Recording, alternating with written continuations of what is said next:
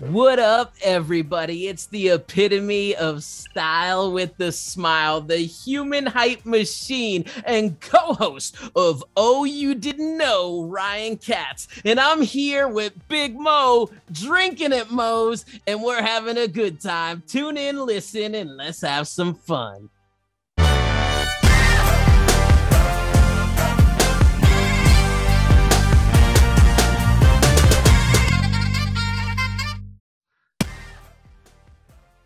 All right, everybody, welcome Drinkin' at Mo's. Your host, Big Mo here.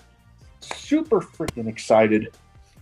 Got with me former talent over there at, well, I guess the now, original XPW. He also got a guy that was behind the scenes there at WWE. Ryan Katz, how the hell you doing? I'm doing great, man. How about yourself, Mo? Well, I can't complain. Things picking up for the show. I mean, I'm not nowhere near, you and Road Dogg or Denise Salcedo level, but, I'm picking up subscribers every week. So, oh, you didn't know? You got to start somewhere. And as long as you're doing what you love and pursuing what you want and putting in the work to make it happen, then you can't ask for much more than that. Oh, yep, nope. I'm having fun. I got invited to Warrior Wrestling down in St. Louis. Yeah, Warrior's got some good stuff going on. And also on the Pro Wrestling TV platform, a new platform that's picking up steam for wrestling fans. Yes, they're gonna have their back catalog of shows going up there. I just heard about that when I was watching their last show. I've interviewed Steve, the promoter, there twice now. Mm-hmm. So I'm definitely excited. And former NXT commentator Rich Bocchini over there on the play-by-play for Warrior, I believe. You know what? I believe so. I actually remember talking to him when I was down there, part of their fan fest, and got a bunch of content down there. So it was a fun time.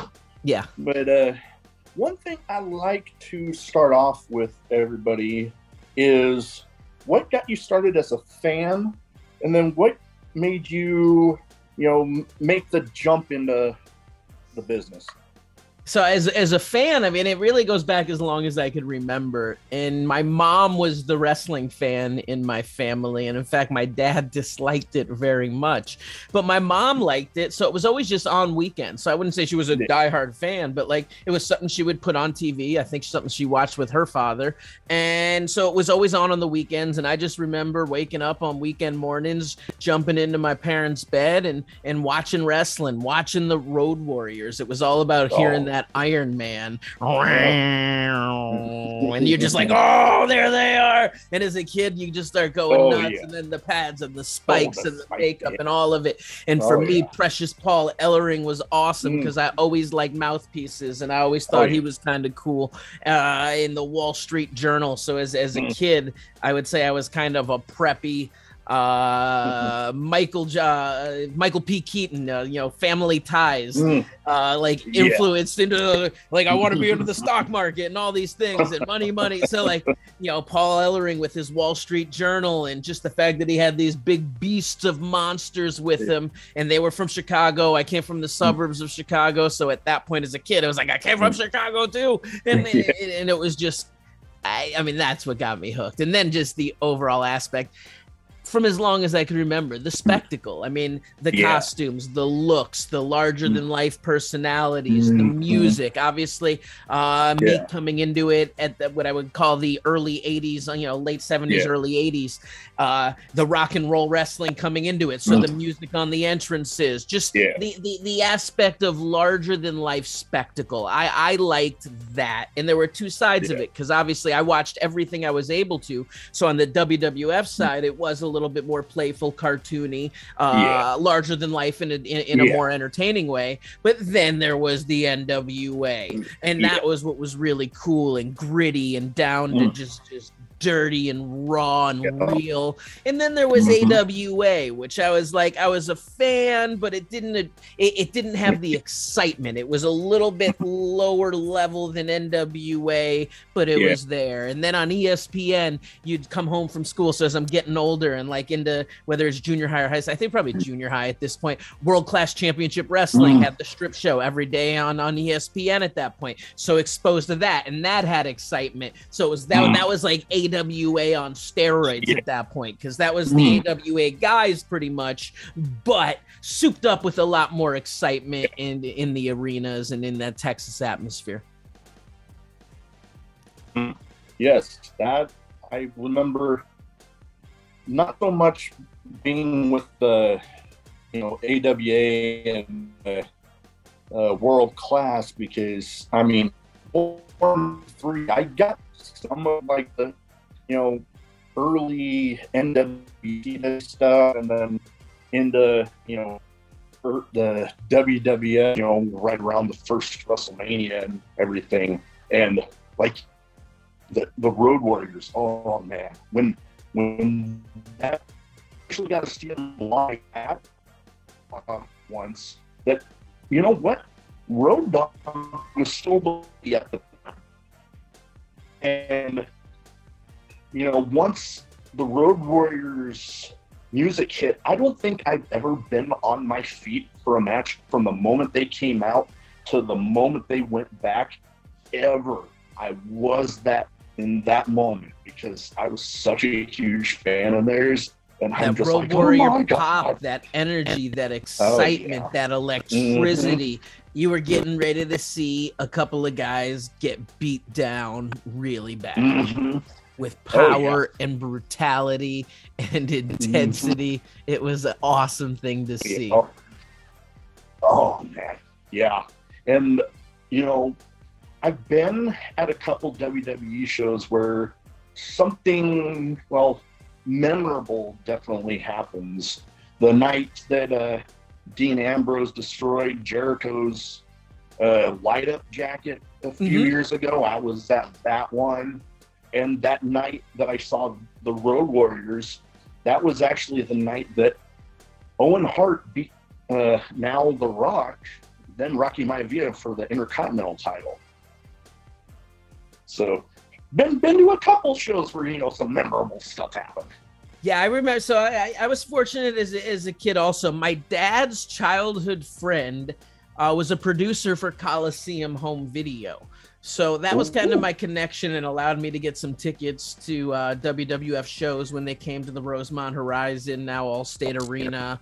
So like I remember having I think it was my 6th grade or 7th grade. So it was 11th or 12th birthday party, just me and 6 or 7 friends at the live event there, and my mom took us, and we're cheering on Coco Beware and doing the bird as he takes on Nikolai Volkov, and we're all flipping the bird back at Nikolai, and these old ladies in front of us turn back to my mom and we're so ashamed, and she was like, they have such potty mouths, and it was this whole thing. It was just fun times. I mean, wrestling. Oh man, oh yeah.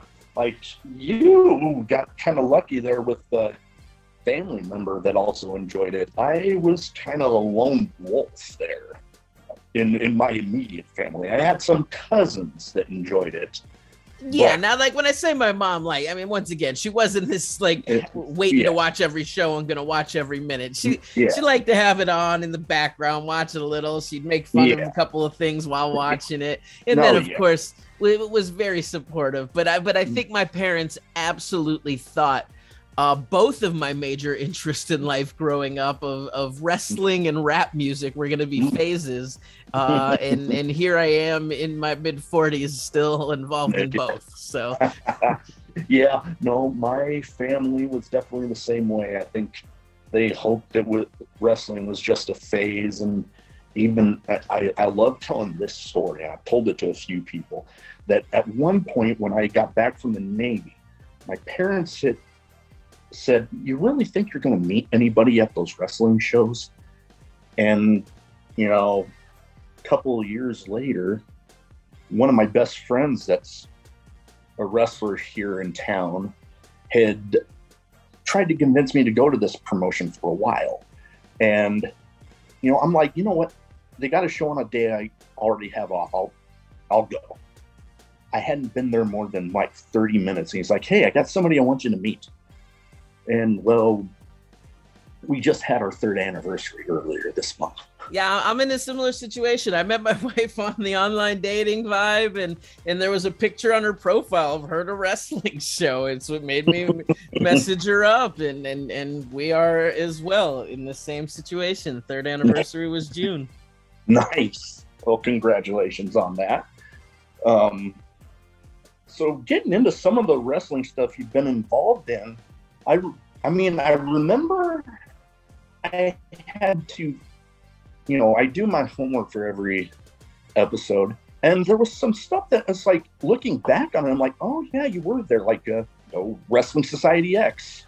Yeah, I was heavily involved in that. I actually helped create that. My buddy Kevin Kleinrock, and I was involved with the Big Vision crew for many years, and we sat and came up with a lot of concepts, ideas. I actually did all the post-production on the DVD series as well, and then the ring announcing and the hosting the WS Extra on MTV.com.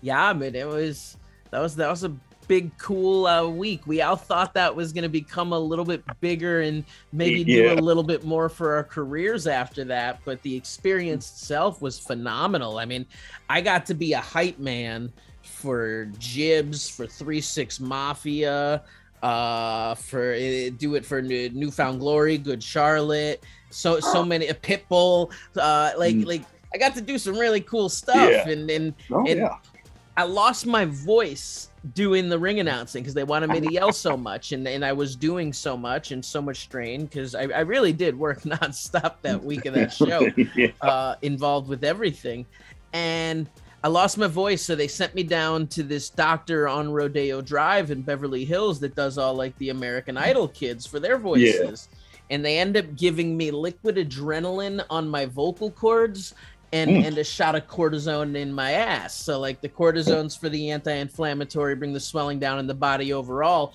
but obviously it's that liquid adrenaline on the vocal cords that is pretty intense and revs you up and gets you going and gives the vocal cords a little boost in strength. So I had to do that night originally, and then went back the next morning to do it before the final day of tapings. But like, wild stuff, and like I said, such great talent, and you see it right now because it's kind of Tyler. Tyler Black is Seth Rollins, so we saw him come through there. Pretty cool thing. Yeah, and like I remember, I was watching pretty much every week when I saw that pop up, and then it kind of unceremoniously just kind of went away. Yeah, we got canceled after week 4, and this was when there was a lot of changes going on in the world, pre-recession, and this is when a lot of the corporations were like, I think this was pre-Lehman Brothers crash or in that time frame, and this is when a lot of the corporations were laying off a lot of big number employees, where you would hear this company's laying off 5,000 people, this company's laying off 15,000 people, and all these crazy numbers. And MTV at that point actually got rid of their marketing department, and the president or the executive who had greenlit WSX and was behind it was gone. Someone new came in, and they just weren't behind the show. And there was obviously the controversy that came up was about the Fireball episode, and it was a lot more than that. But in the end, like, MTV had us do a Fireball stunt that they then said we couldn't air, so we did these effects, and then through this got canceled, and they never actually aired on MTV the season finale. That's always the craziest thing. When they did the marathon, they did 1 through 9, never aired episode 10. Yeah, no, I remember. I actually remember specifically watching the marathon of it, and then I'm like, oh, cool. See, that's why you got to buy the DVDs, because the Time Bomb death match is amazing, and the Piranha match. No, I remember watching both of those, and pretty interesting stuff, and it kind of had a similar feel with at least the setting of lucha. Yeah, I mean, they definitely evolved the concept of what WSX was and just carried the ball forward another 10, 20, and 30 yards or wherever it was until they scored the touchdown with their product. Yeah, that they had a good thing going there, but then you hear of the kind of controversies with the contracts and stuff that kind of got a little messy. Yeah, all that stuff's pretty crazy. But, and then the fact that they just, I mean, a lot of money was spent to make it look as good as it did. So like you cannot deny how good that show looked. But but those episodes were costing hundreds of thousands of dollars. And you know, it's not necessarily sustainable in pulling in the money to make it worthwhile. Yeah. Another promotion you were involved with, I kind of mentioned a little bit there in the intro, XPW, the original XPW, as I call it. You know, I was a fan of the original product, and, you know, remember seeing you at GQ Money down there. And what are some of your memories from back then? Man, I love XPW and my time at XPW, and like that was wild. So I was about 23, 24 years old, leaving Colorado and moving to the valley, to the San Fernando Valley outside of Los Angeles.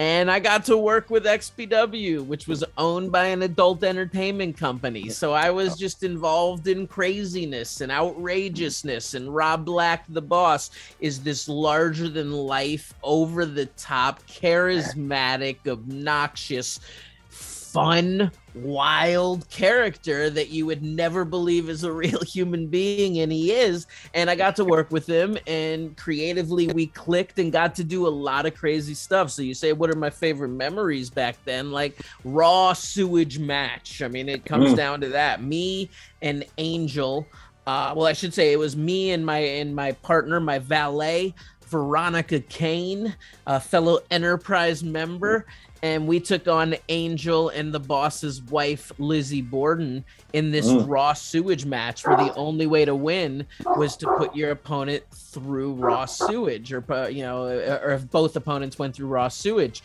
And in that match, Angel ends up sidewalk slamming me off a 30-foot tower into a kiddie pool of raw sewage that was stacked on top of two tables on top of two tables. And it was this just majestic splash of grossness. And it was just amazing. I say it was like reverse hyperspeed because it was an outdoor venue. So like the stars like going away, like, and you know, it only took like probably a second on the free fall, but like mentally it feels like 6, 7. And I always remember the point where me and Angel felt like maybe we missed the table and we were about to like crash, burn, and die. And then boom, there went the impact. And then the sewage got up our like nose and gross and like puking in the back. And there was just all like XPW had this feeling that you never knew if someone may get seriously hurt on the show. And that sounds crazy. And in today's day and age where safety is of the utmost importance, and keeping your talent safe, healthy is really what it's all about.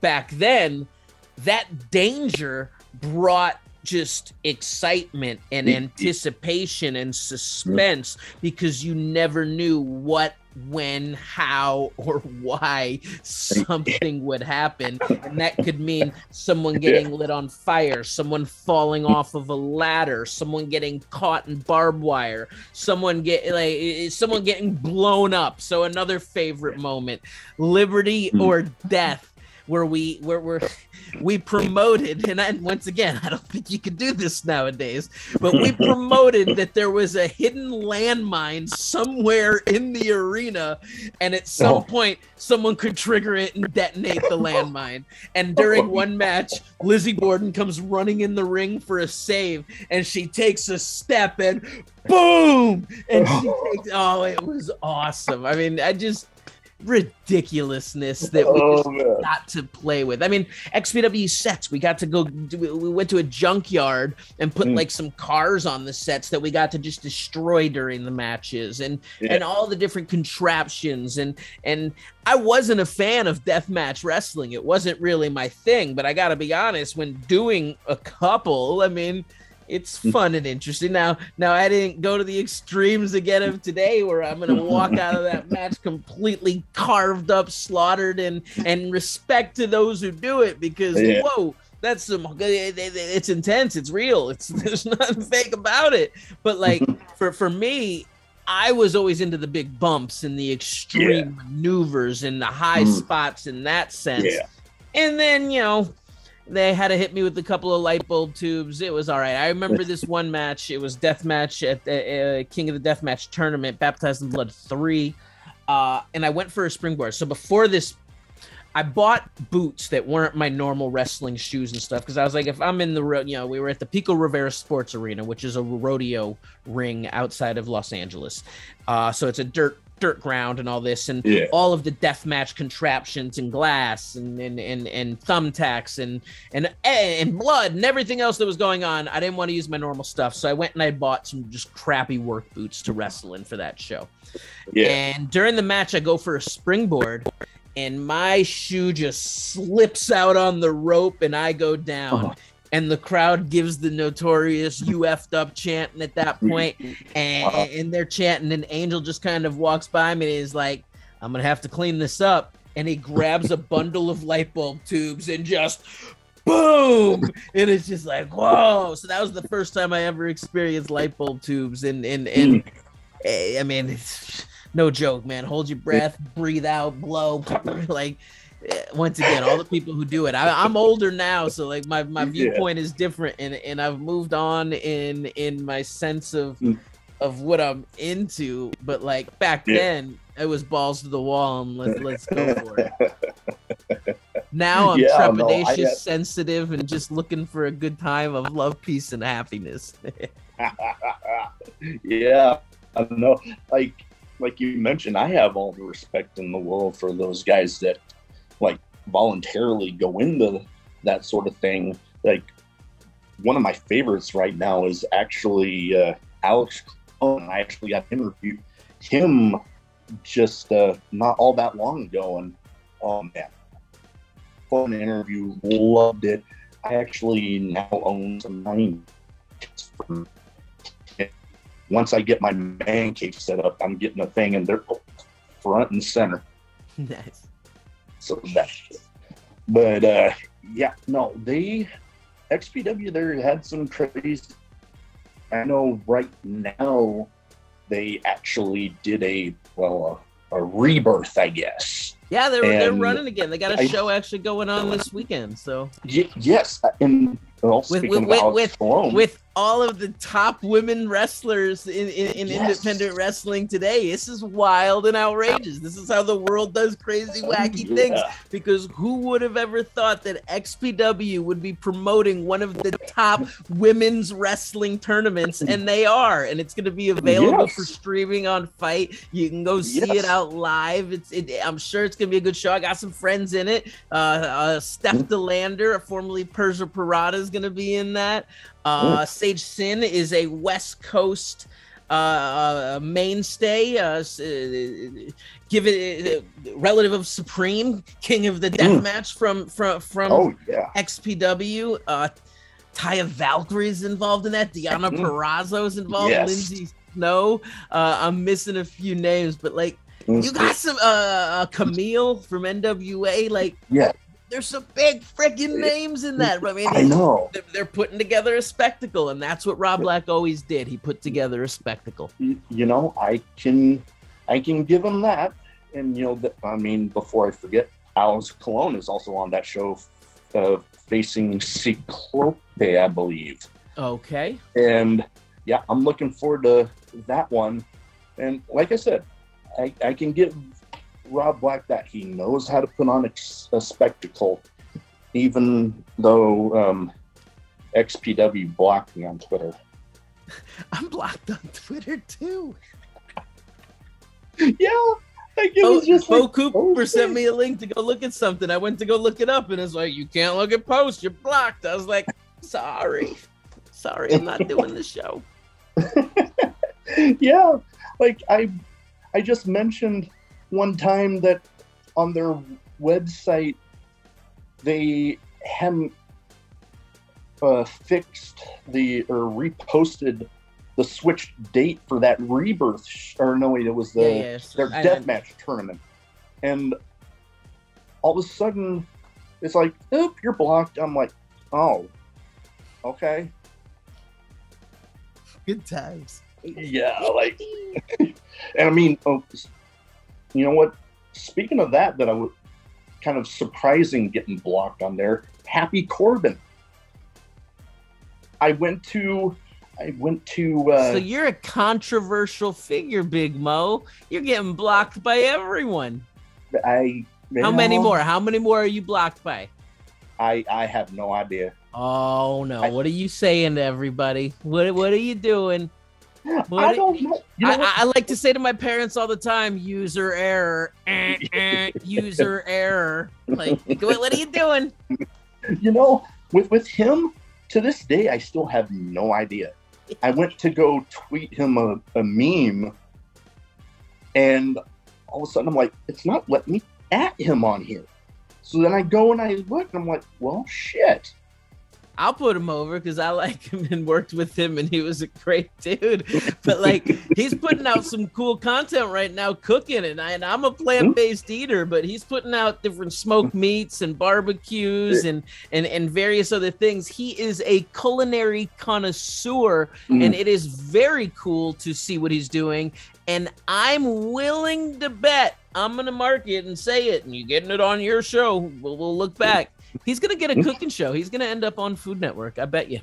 You know, now that you mentioned that, I wouldn't be surprised. Yeah, he'll get something. He's going to get something. But yeah, that's my call right now. He's that good. He's got that personality. He's got the skill set. And I think they'll come up with a concept. And I see that being something happening in his future.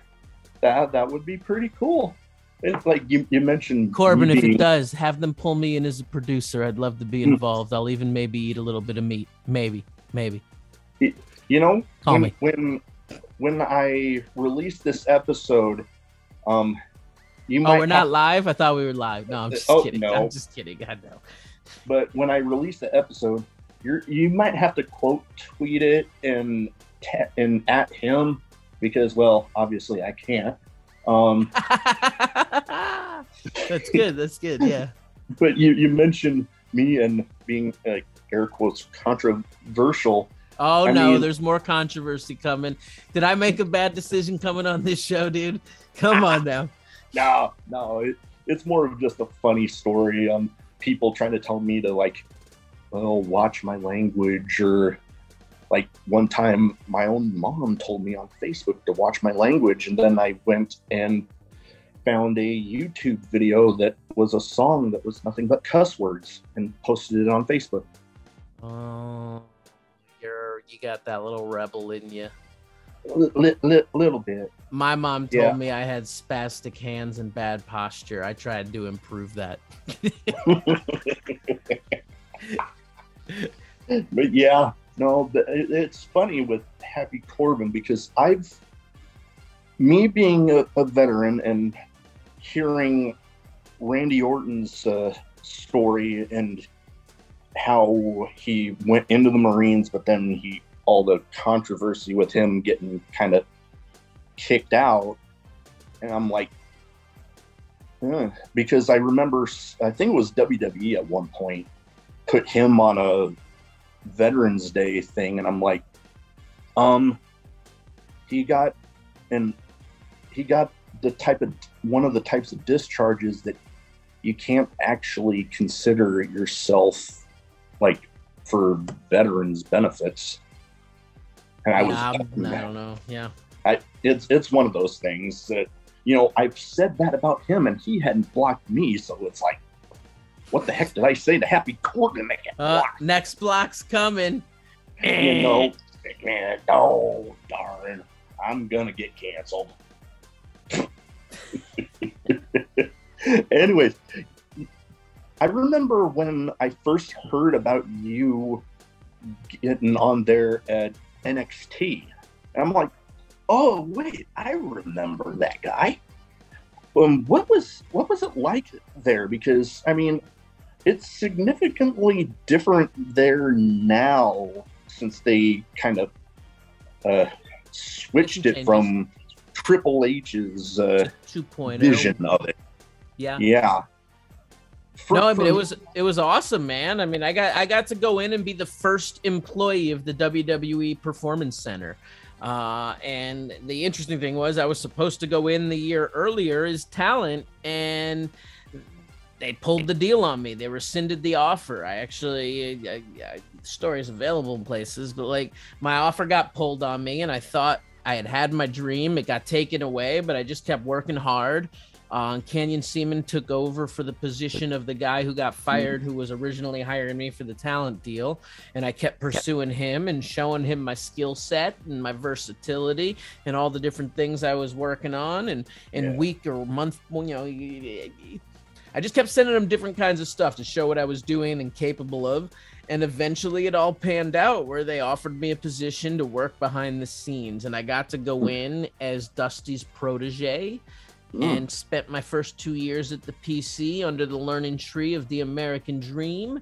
And I mean, come on, man, I'm a wrestling fan for life. And as I said, I watched NWA. So like, it wasn't just polka dot WWF for me. It was like, no, I was a fan of the Dream.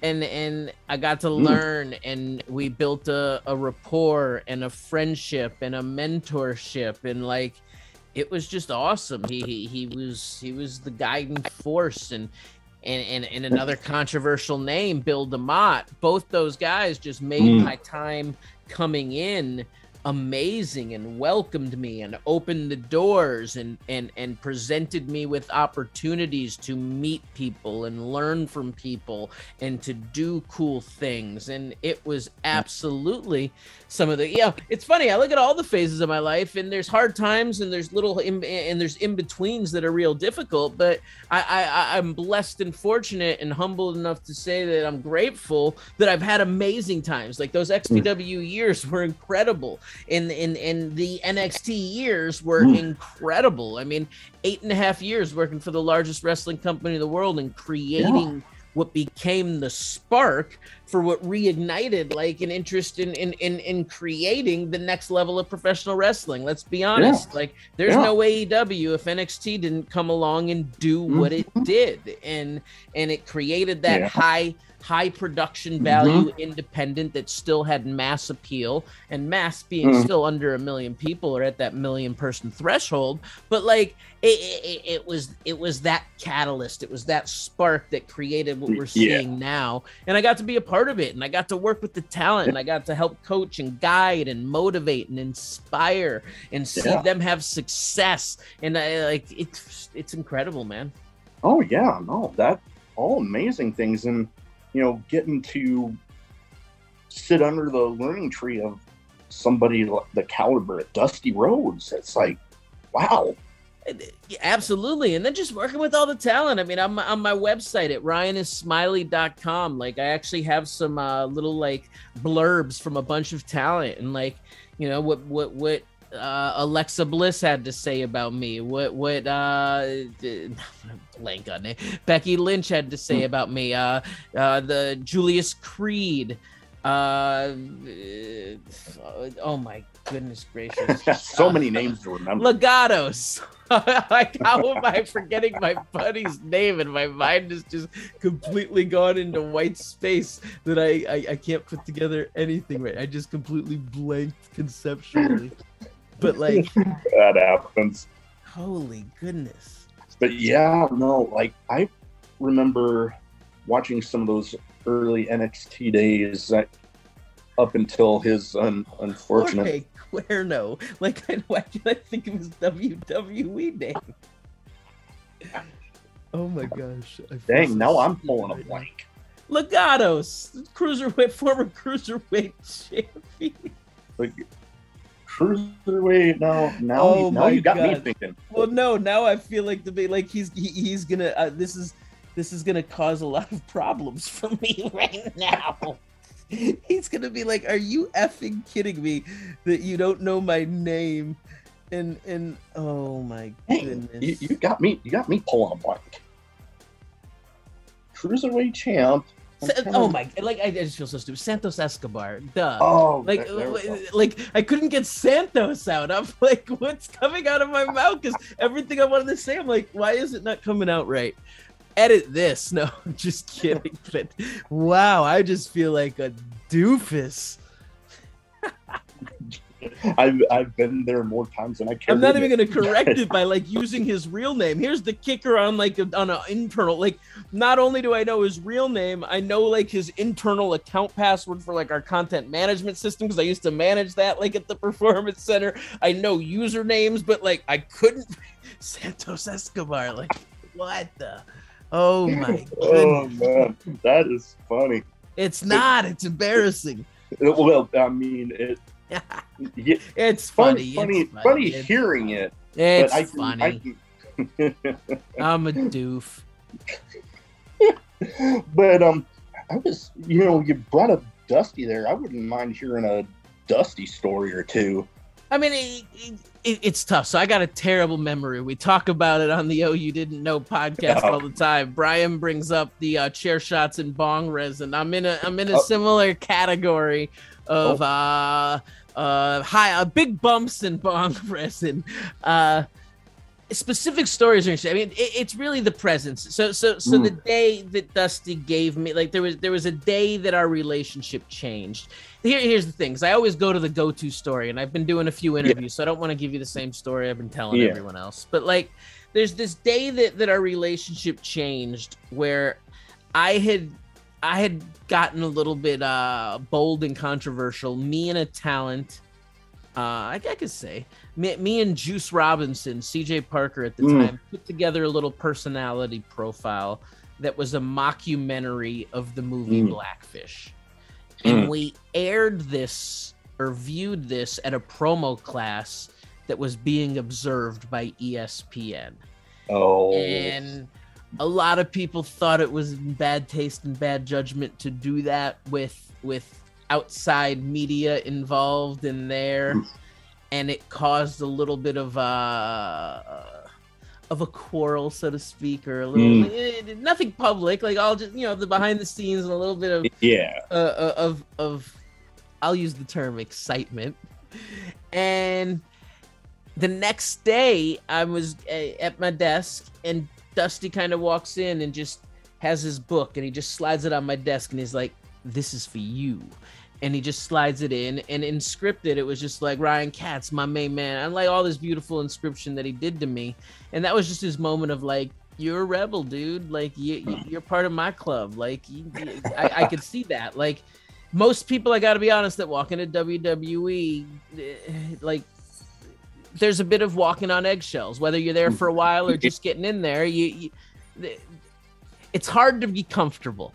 And I'm a firm believer of being myself, and I have a bold personality, and I was hired for bold ideas. So sometimes that means you push the boundaries. And I got to be honest, I don't think there was anything controversial about the product. I stand to it this day. I actually watched it recently, and I think it still stands the test of time. Is incredible. But that's one of the things that I got to do at the PC is make all these cool pieces that nobody ever saw, that were all for these internal purposes.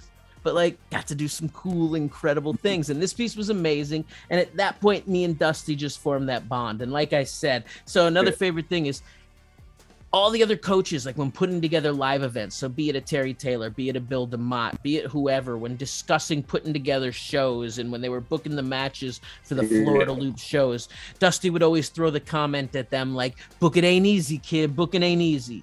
But then when me and Dusty would be sitting in our office, he'd always just be like, or sitting in his office, he'd always just be like, Ryan Katz, I wish you were around with my day because we'd just be booking the territories and selling tickets and making money. And like, he would just always put me over. So everything you'd always say to people about booking ain't easy and all these like hard, tough things, he'd always talk to me like how easy it was for me and him to do these things. And like, it just came to us naturally. And that's what it is. He really showed me so much respect and praise and admiration. And then the comment in the line was always, Ryan Katz, I am not your boss, I am your coworker, but I'm not just your coworker because I'm your friend. And it really did feel that way. I mean, I would say like a grandfather, but like he was like a father in the sense of just because of age. He's the same age as my parents, but like like it was just that grandfatherly feel. Like he passed on wisdom and warmth and charm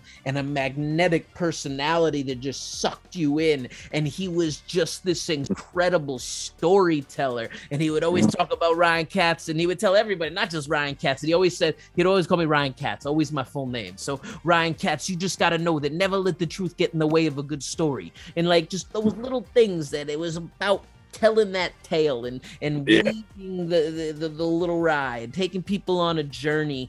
And he did it with just graceful energy. No, but then you could piss him off too. Like you could piss him off and he can get mad. That guy can get mad and turn on you. Yeah, he definitely seemed like one I wouldn't want to be on that bad side. So I mean, I've repeated this everywhere, but it is a classic me and Dusty story that when we first started, I was asked by Canyon, my boss, to move a piece of furniture. Dusty moved a piece of furniture that was in the front office. He moved it into his office. Canyon didn't like it. Things needed to be set up a certain way. So he asked me to move it back. So I go to move it back the next morning. As I'm carrying the desk, Dusty walks in the door. And, oh, man. Who the hell does this guy think he is? He's been here for 4 minutes. I've been here for 40 years. Who is this Ryan Katz? Who the F does he think he is? And it must have been for probably 45 minutes just doing laps around the building. This guy, 4 minute, 40 years experience, thinks he can come in here, doesn't know who I am. I went home, thought I was going to be fired, thought I was done. And like I said, the work, the relationship got built, the trust was built, and it was incredible. Nice. Going on to the next step of the career of Ryan Katz, this podcast you're doing with Road Dogg. Oh, you didn't know? No. Like that, I swear, one of the podcasts I am following very closely. And I mean, not just because I practically have his whole, ladies and gentlemen, boys and girls, children, all I have that whole thing memorized. Yeah.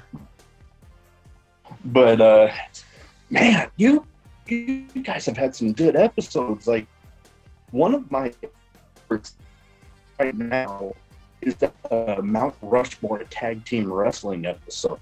I mean, it starts with just a breakdown of tag team wrestling. And if you're a fan of tag team wrestling, it just gets into the psychology of what it's all about. And Dogg does an excellent job breaking it all down for everyone. And then we get into the teams and Mount Rushmores of different decades and eras. And then finally at the end, we do the grand scale final Rushmore, but based off the criteria of what the original Mount Rushmore was built on. So being a founder and the expansion of the country and the preservation of the country and growth and all these different criteria. So some of the names picked weren't necessarily what people would expect, because once again, it's not just the best tag teams, it's the Mount Rushmore of for particular reasons. So there were some, what I would say, controversial in the sense of you wouldn't expect a Road Dogg to throw names like the Revival and the Young Bucks out there, but those names came out there.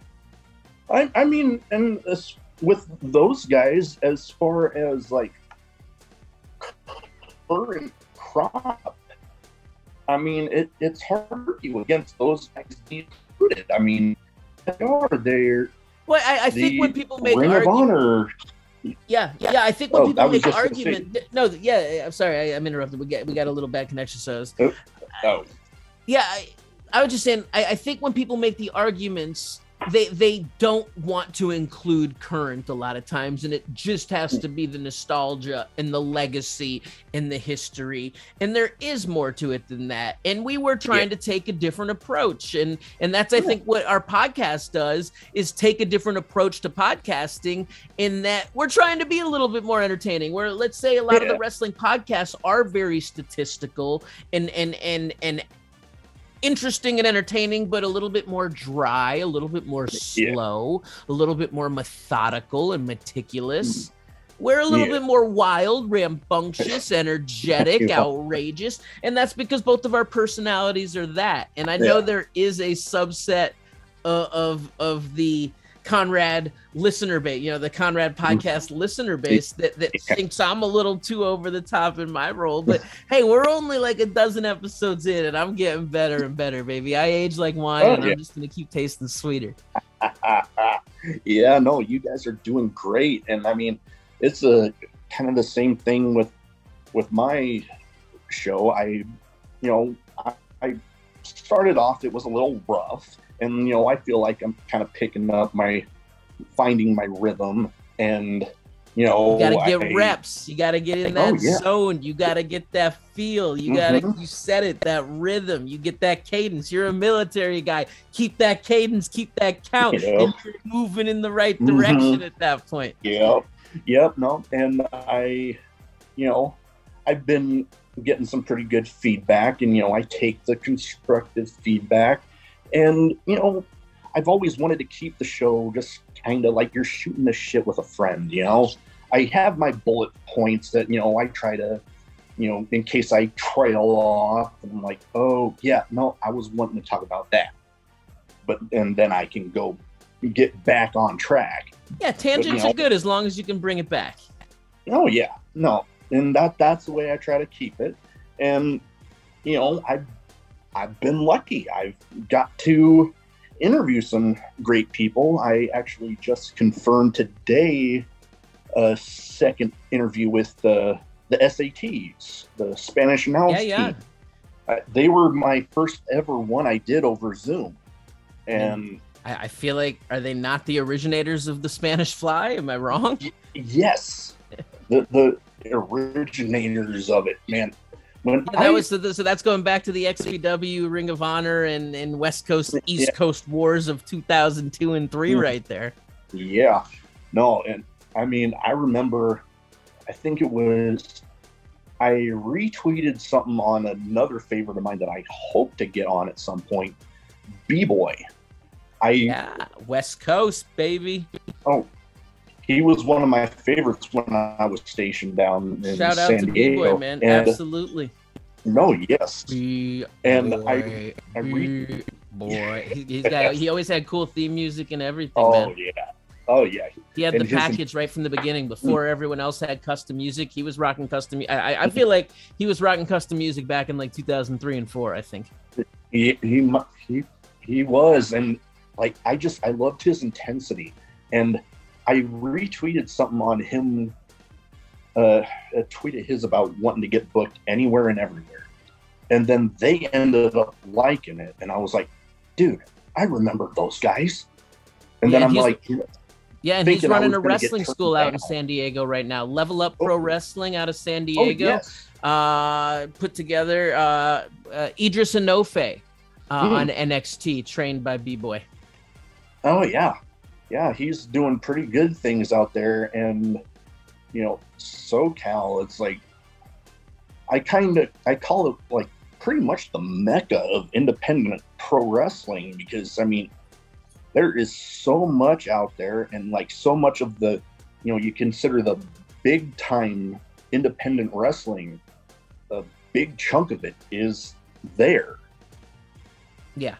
No, I mean, absolutely. The truth, a lot of big regions. I mean, right now it's funny down here in Florida where I'm at, huge area. Obviously, East Coast, Philadelphia, huge areas. But yeah, I mean, up and down the coast, NorCal to SoCal. I mean, there's a lot of good federations up and down that coast. And you talk about San Diego, and there's more and more that seem to be popping up every. And I don't mean that like everything's popping up everywhere, but it seems to be there's some cool shows with cool productions popping up pretty regularly now. Yeah, and I mean, GCW is even getting out there to Cali a handful of times, and you Yeah. know, B-Boy is involved with every time they're out there. Yeah. And I remember first time I saw him after he came back from that injury of his, and saw him on a GCW show. I popped big time. But you know, I have two categories that I like to kind of round off the show with. And speaking of one of the first people in this speed round that I like to do, where I name off some people, you give me your first thoughts on them. One of the people kind of tied to you in a little way there with XPW, and he also runs a pretty successful wrestling school down there in California. Joey Munoz, or Chaos. Yeah, the Rock superstar. Yeah, where are some of your thoughts on him? Like, I got to meet him a couple times. Mouth of the West, simply the best. We had a run that I feel like we should have gone further, and there was some behind-the-scenes stuff that happened to us when we left XPW and moved to Nashville. We had a big fallout.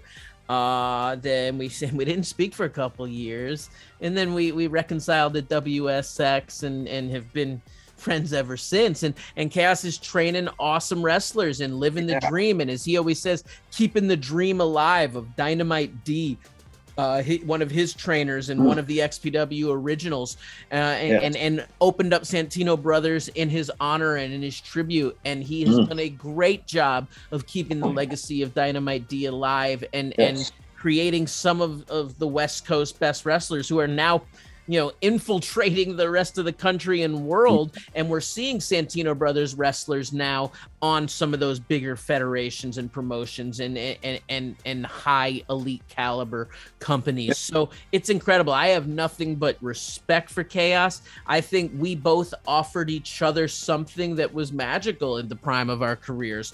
He needed a mouthpiece that helped give him confidence, that helped package him with that little extra something that was the crutch he could lean on when he was trying to push his boundaries of skill sets, when it came to talking and promoting himself on the mic. And if he ever felt like he was slipping or falling, I was there to save him. And in the same thing, I can't be a good mouthpiece in this charismatic personality if there's no one to promote. And it just worked. We had this image, and with Veronica, like, it was incredible. The Enterprise was something. And it's a shame that XPW ended the way it did, and that there was a lot of fallouts and things that happened of us no longer being friends. But in the end, as I said, reconciled for many, many, many years now. And dude, that dude and his wife, Sylvia Jezebel, incredible. I mean, they work so hard to help so many people live and fulfill their dreams. Oh, yeah, no, they are doing amazing things down there. I remember, I mean, I don't know if it had just recently got started when I first got down to San Diego, but I remember my second ever independent show was in downtown San Diego, and Chaos was one of the people in one of the featured matches. And I'm like, I remember hearing about him from the XPW days, and I'm like, holy crap, I have to be there.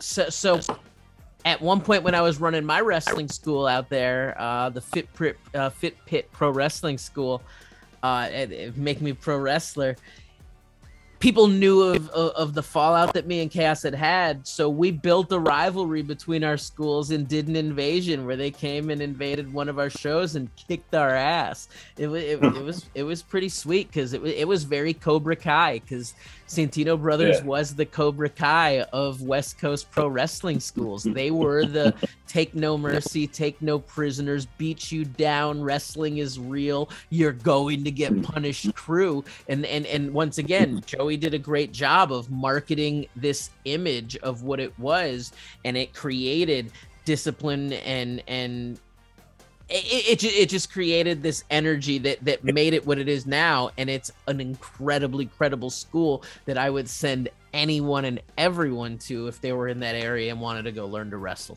Oh, totally. Could not agree with you more. Next person on the list, guy you're very close with right now, Road Dogg. Road Dogg, man, the DOGG is a creative mastermind, and it's incredible to work with him because he always has positive energy. It's crazy. He exudes positivity, and he can do that in some outrageous and even obnoxious ways. And even if he's angry and he's coming at you with like wanting something different, so going back to like an NXT or trying to get something out of a talent, performance, cameraman, whatever it may be, there may be something, but it's still backed with this positive energy. Like, yeah. No, that's one thing I've definitely noticed with the episodes of the podcast so far. He definitely has that positive energy. And then he's fun and, like I said, creative. Yeah. Like, the dude's got a good mind, and you want to talk about what he's really good at, and that's what you don't see. It's that stuff behind the scenes where he's putting together entrances or spots of finding camera angles and having different ways to make the cuts. Like, and incredible. It's cool to watch him do his thing. Yeah, and I remember when I first started the show, I kind of tweeted at him. I'm like, it would be a dream to have Road Dogg on. And, you know, it was right after he left WWE, and he's just like a patience young grasshopper. So I don't know, who knows, one of these days we'll get him on here. Yeah, hopefully you can make it happen. Yep, I'm putting it out in the universe. Yes, manifesting it. It will happen. Next one, another XPW tie here. Chris Kloss. Whoa. Chris Kloss is great, man. Like, what a personality and what a talent. Like, you talk about that last XPW show. I guess it went like 7.5 hours long. And Chris Kloss did the play-by-play one-man show for 7.5 hours on Fight TV, and I heard did an incredible job. So, man, nothing but respect for him as well. Wrestling Society X, XPW. He commentates, I believe, for other sports. I also believe, and I don't know if he's still doing, he was doing an auction. He was an auctioneer at one point as well. Chris Kloss is the man.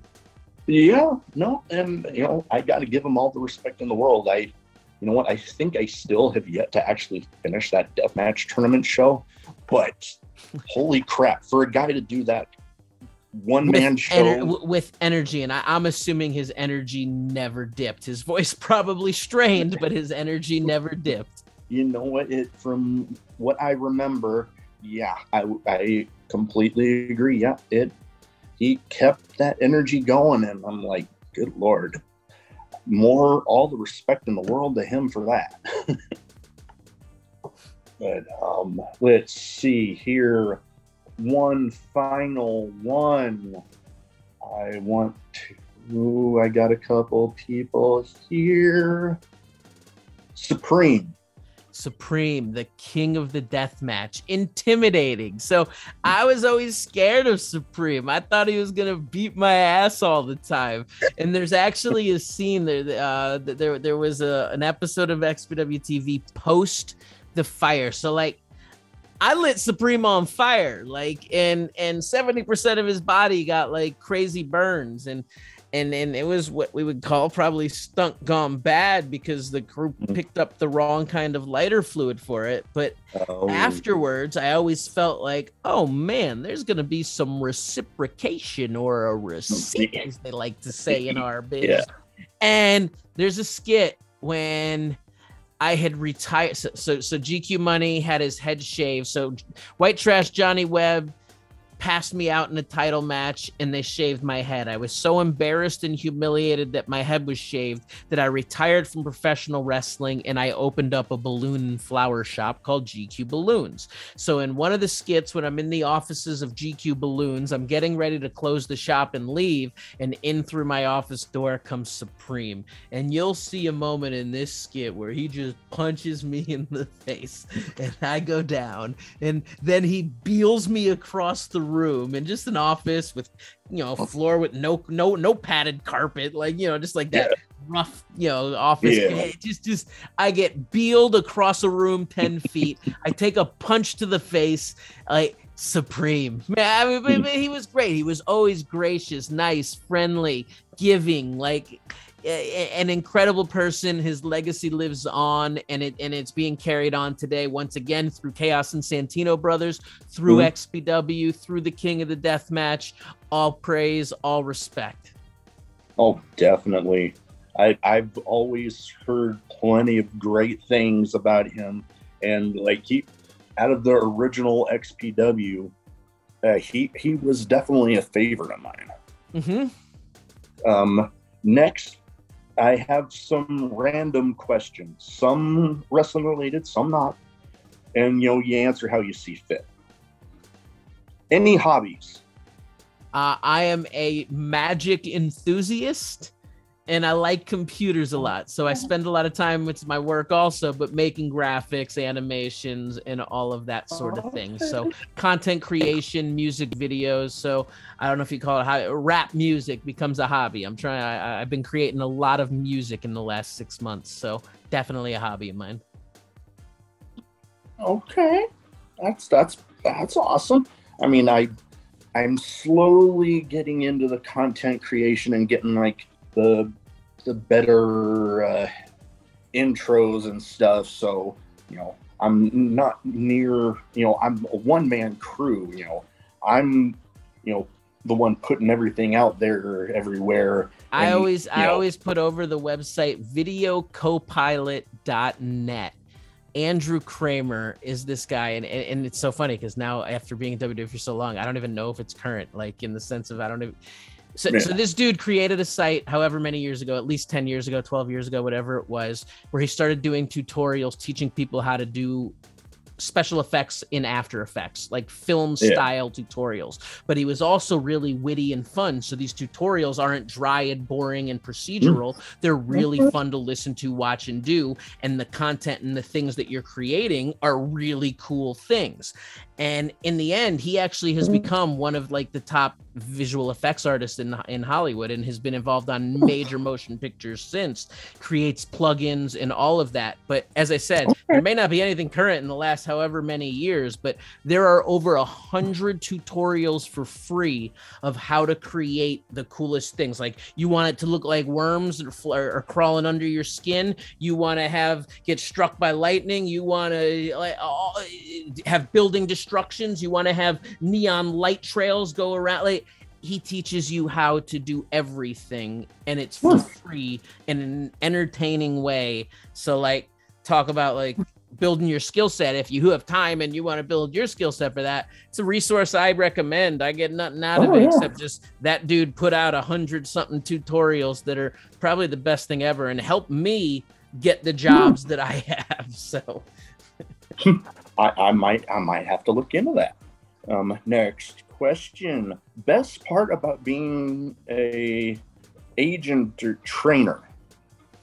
Working with really cool people. So one of the things that I loved most in my role at the Performance Center of teaching promos and coaching people in that sense was I got to work with a lot of the international talent that came in with English as a second language. So professional wrestling and what we were doing was foreign to them.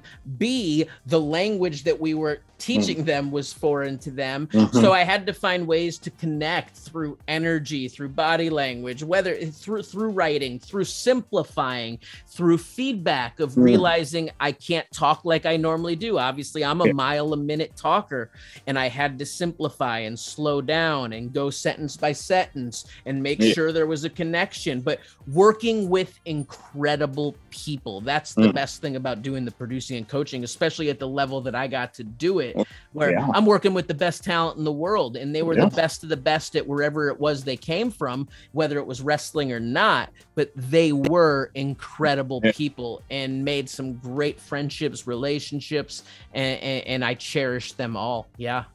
That's awesome. I guess kind of tying into the next question there about working with cool people, who were two of your favorites that you got to work with? Rusev and Lana. That was like, Lana was my pet project. So like I met Lana before we met before we were both officially hired. We both kind of had tryouts together. I was on an extended tryout in my producer Camry kind of role, and Lana was doing an untelevised diva search at the time that was taking place in California. So we worked together, and when we weren't immediately hired, we continued, you know, so after that month was gone, we did a couple quick little meetups and worked on some content and helped with some stuff. And then she got hired. So we talked. It was always my intent to do what I could to help her get through that system as fast as we can. Take someone who had zero wrestling experience and get them through the performance center and up to that main roster as fast as possible. And it happened in about 6 months. But I remember the first week I met her, she was on, I think it was a step machine at the volleyball court where we were doing this tryout. She was doing some cardio, like just warming up. And I said to her, "You're going to end up being Ivan Drago's wife, and we'll find you a Drago."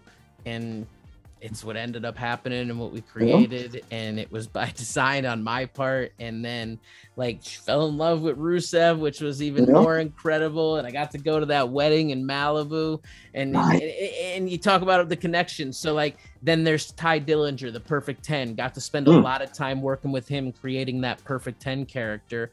And as time went on, I also spent a lot of time with the Iconics, working with them on promos and what they did, and writing a lot of stuff with them, to the point that I actually ended up officiating their wedding, which was out there in Malibu as well, actually. Okay, and nice. An incredible thing. So like, I can keep going with names. Veer Mahan, Rinku Singh, what a tremendous individual. Omos, like I have a painting over my bed that Omos made for me, like you know, made for me and my wife. You know, he's got other talents and skills as well. Like there's a connection with so many. Team China, Reddy Zia Lee, my ultimate favorite, one of my all-time favorites.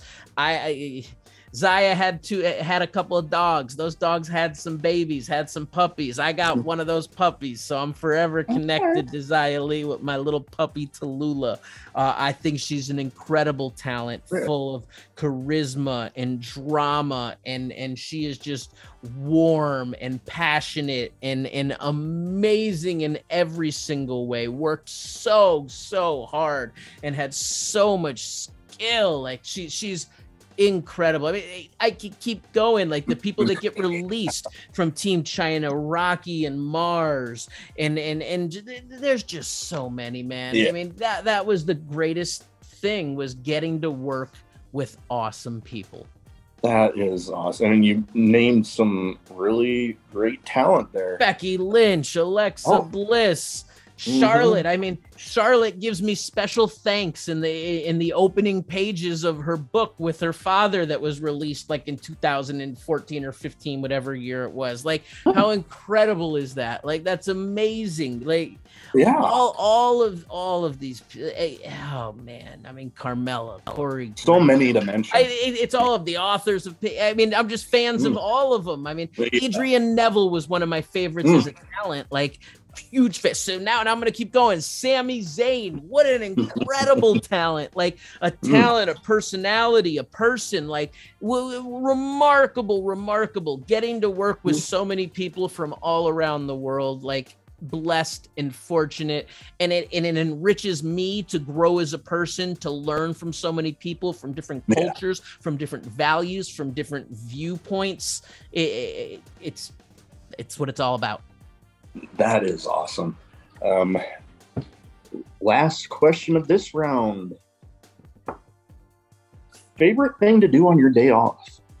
I'm a lounger, man. I like to lay and watch TV and just lounge and just binge watch some television, and it could probably be some HGTV or Food Network a lot of the times. But I also go do agility training with my dog. So we run agility courses, and we're hitting that point where maybe we go into some competition here this next year, but I don't know. It's a little bit like indie wrestling where you see it at the high level on TV and it's really fun and cool and exciting. But driving 3 hours to go to a random park where 13 spectators are cheering on my dog doing some tricks for a ribbon that I'm paying a $25 entrance fee for, I don't know if it's really worth it or not. But my dog's really good at it. That's awesome. I mean, when you have a day off, there's nothing like just getting to lounge around and relax and watch some of your favorite programs. Yeah, I mean, nothing like it. I'm a Guy Fieri guy and Bobby Flay guy. So. Oh. I like and Michael Simon. I like me some cooking shows. It's funny because once again I'm plant-based and don't eat meat, but I'll watch it all day long, getting cooked, prepared, and ready, and just learning cooking techniques and how to do stuff, and just know that if I'm ever in a situation, it's like, I got you. We'll whip up something. All right. Yeah. No. All great programs. I know Guy Fieri. His Diners, Drive-Ins, and Dives is one of my favorites. Absolutely. Used to whoop both AEW and NXT's butts in the ratings, like Guys Grocery Games too. Big Guys Grocery Games fan. Yeah. You know, the ripoff of Supermarket Sweep. Obviously, Supermarket Sweep got rebooted in these last couple of years on ABC, but like Guy really took it to the next level and the evolution of what that show was meant to be in a really good way. Oh yeah, totally. Guy, if you're a wrestling fan, come on to the Road Dogg show. Let's do it. Oh, you didn't know? Come on. Oh, you didn't know? Yeah, no, that needs to happen. Anyways, that is about all I have. But I told you I practically had that oh, you didn't know thing memorized. So you know what? Why don't I, before I have you plug your social medias and stuff, I'll go ahead and just do it. Go for it, man. All right. Ladies and gentlemen, boys and girls, children of all ages, D-Generation X proudly brings to you its WWF Tag Team Champs of the World, the Road Dogg Jesse James, the Badass Billy Gunn, the New Age Outlaws. Nice. And if you're not down with that, we got 2 words. Subscribe now. Words for you. Yes. Very nice. All very right. Nice. But like I said, that is about all I have. Cool, man. Where can people find you so they can, obviously go check out Oh You Didn't Know? Yeah, a couple different websites. So grab your pen and paper, or at least put your memory bank in order right now, because I'd send you to ryanissmiley.com. That's where you can find out all the information about me and where everything else is. ryanissmiley.com, ryanissmiley.com. You can also check out everything about that podcast. That's Oh You Didn't Know with Road Dogg Brian James. That's right, Hall of Famer Road Dogg and I have a podcast, and we break down his career each and every week. You can find out more and subscribe by going to roaddoglinks.com. That'll take you everywhere. That'll take you to the Apple subscription if you want to listen on Apple Podcasts. That'll take you to Spotify if that's your favorite platform. It'll take you to YouTube if you'd rather watch us instead of listen, not to mention the links to the social media profiles, Pro Wrestling Tees stores, and our sponsors, because I got to put them over. BlueChew.com, promo code DOGG. If you need a little bit of help in the bedroom with some ED pills, don't be ashamed. Head to BlueChew.com, use promo code Dogg, and they'll take care of you with the free trial. Just pay for shipping and handling. I'm also going to put over chillisleep.com/dog, because this is a new product that I've been sleeping with for the last 2 weeks, and it cools your bed, keeping it at a low temperature, and it gives you more restful sleep. Your body temperature goes down. You stay more calm. I got to be honest, I've been having incredible sleep these last 2 weeks, and I'm singing the company's praises. Otherwise, man, the final link I'll share, howtobeaprowrestler.com. If you're looking to break into the business, I wrote an ebook, and it's a quick read and resource guide. It's only $5. That's how cheap it is, or I should say that's how great of a value it is, and it'll help you learn what you need to know for you to break into the wrestling business. We're talking a directory of wrestling schools for states all around the country. We're talking about how you should be preparing once you enroll in wrestling school. Once you're there, how do you separate yourself and stand out from the pack?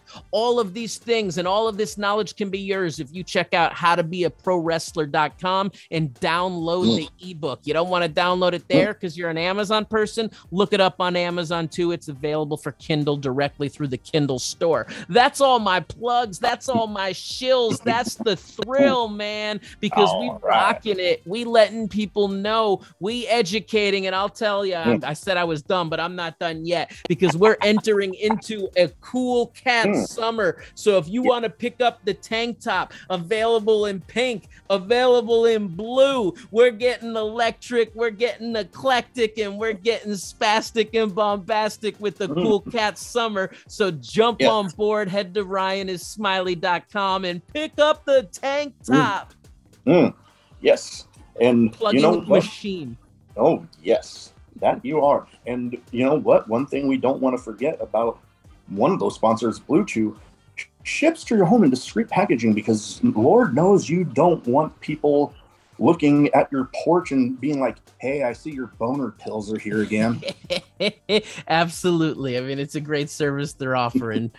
Take care of yourself. Go check it out. Road Dogg Links. You can find out all the places. Support our sponsors, please. They're supporting us.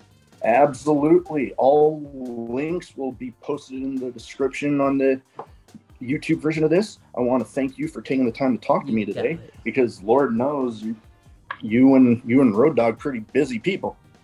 Yeah, I mean, we're trying to do some things, and we're on the hustle. I got some projects I'm working on, like I said, putting together a bunch of music that I'm gonna try to release this summer, not to mention other things going on. So it's exciting, and it's fun to get the word out, and hopefully people are enjoying the podcast. And if you are, please spread the word, share the link, help us get it out there and grow, because we're just getting started. We're just getting warmed up, and we want to be there to entertain you in the long term.